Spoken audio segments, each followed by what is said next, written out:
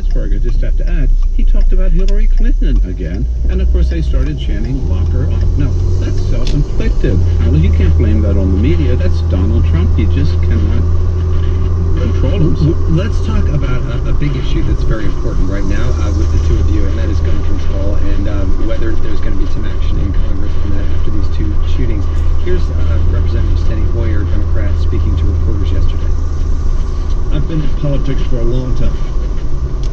It takes no courage to put on the Senate floor a bill that is supported by 90+% of Americans.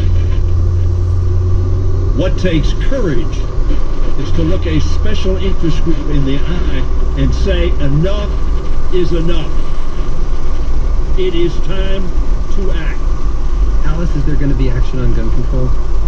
Without a doubt. We can't stand on the sidelines and not do anything, but it's important that we not just do it right now, but we have to do it right. And he was correct. 9 in 10 Americans do support a type of stricter background checks. 6 in 10 do support assault weapons ban. But when you further the conversation and peel back the layers, you have to take into consideration people like myself that are NRA members, gun owners, strong supporters of the Second Amendment. And when we have these conversations, that we protect Second Amendment rights. And whether we're talking background checks or bans or what I think will ultimately pass the red flag laws, we have to make sure we have due process protections in place. And if someone is deemed a threat, that they do get the mental health treatment that they need. So this needs to be considered. Bill, do you think that those things are going to pass? And I've already heard that Senator Barrasso, who's in the leadership on the Republican side, is coming out with some problems he has with the red flag laws. I salute Alice for recognizing that there are several common sense gun safety measures that can and should be enacted that would preserve people's Second Amendment rights. I do not join her in her optimism that anything is going to happen. I hate to say it, I've basically given up because we have, look, the American people are there. Our political leadership, particularly the Republican leadership, Donald Trump, Mitch McConnell, are not there. They're owned by the NRA. All this talk about something might happen, it gives me a break. We've heard it so many times before. We are the national disgrace that we don't do. Due respect is completely inactive. Something for action to happen after once they take action and to correct the notification system. So they have done something. Unfortunately, we don't need another tragedy for action. Those are such baby steps, Alice. No background, nothing on background checks, nothing on the red flag law, nothing on the assault weapons ban. Actually, Alice, you said bans, and I think we need to take a closer look. We need to have that. AR-15 are the most popular rifle in this country for many years. Many people have them in their homes for their self-protection. That that's responsible.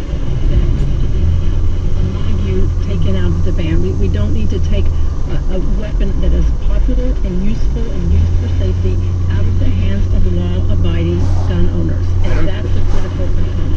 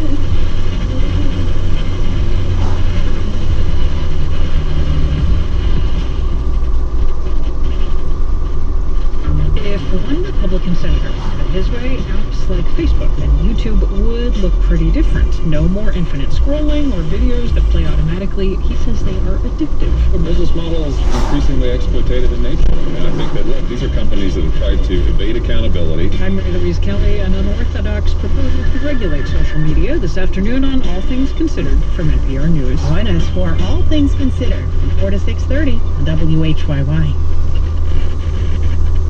I'm Jack Lepiar. Some Hong Kong protesters are apologizing after demonstrations forced flight cancellations at the city's airport 2 days in a row. Flights resumed today with demonstrators leaving pamphlets in front of the terminal but not impeding access. Hong Kong police say 5 people were arrested during protests yesterday.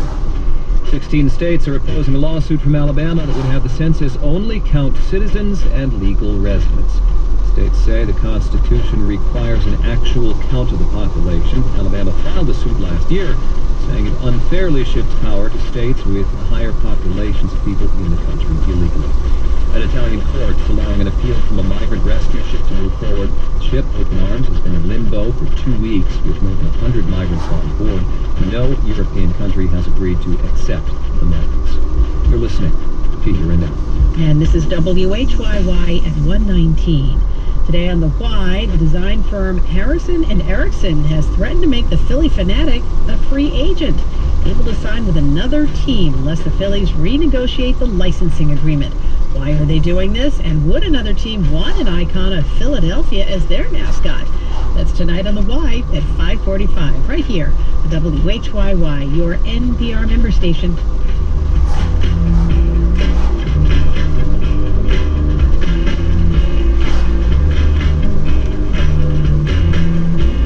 Get the inside story of America's public schools on a new season of Schooled from WHYY. Got a swashbuckle for these youth. I'll fight for these youth because I know they haven't gone to. New episodes drop every Wednesday in August, wherever you find your podcasts. I'm Kelsey Roberts. Did you know your old car can be turned into Morning Edition or All Things Considered? Really? Donate it to this station. Here's how. Make your gift by visiting whyy.org/support. Funding for Here and Now comes from the listeners of WBUR Boston and LifeLock. LifeLock with Norton offers resources and advice to consumers on the steps they can take if their personal information is exposed in a data breach. Learn more at lifelock.com.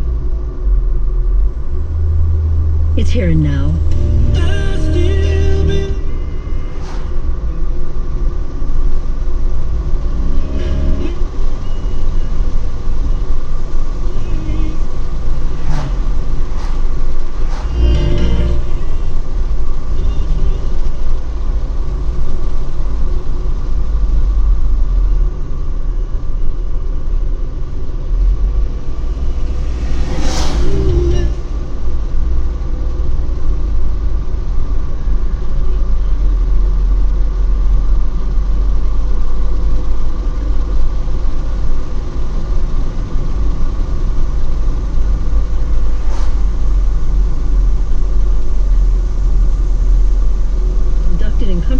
Hall of Fame in 2007. He's had stints with the Eagles and early on with Pure Prairie League. So why is he so humble? Well, it could be his respect for fellow greats, Merle Haggard, Guy Clark. It could be the influence of his wife, Amy Grant, or his mom. He sings about all of them on his new deeply personal album. Here's a little of A Letter to My Mama.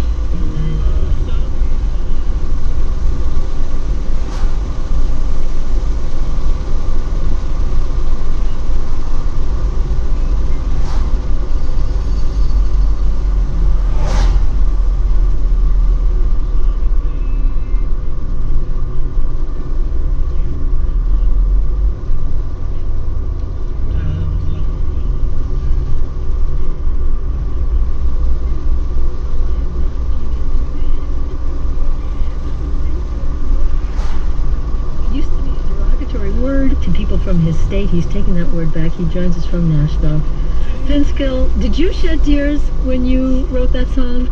Well, sure. How can you not when you're singing about your mom? I know. Well, there's tears listening to it. Yeah, she's 93. She's 93 years old, still around, and I thought she deserved a song. The song's really old. It's about 18 years old, and rediscovered it in a desk drawer and thought, oh, this might fit this new record. Well, it's beautiful, and the whole album feels so personal. What's going on? Well, I think it's just a reflection of a lot of life lived. It's time to be a little bit reflective and maybe talk about the perspective of a life with this many years attached to it. In fact, I think I read that a friend of yours sent you an email saying you could only have written this after 60 years. Yeah, I think so. He was referring, I think, to one of the songs that has, there's social issues addressed on this album. There's one song, What Choice Will You Make? Teenagers in a car who went to... Yeah, about a teenage pregnancy. And what's beautiful about this song is it doesn't judge. It doesn't say what you should or shouldn't do. And it never really leaves that moment either, which I think is really neat about the song. What choice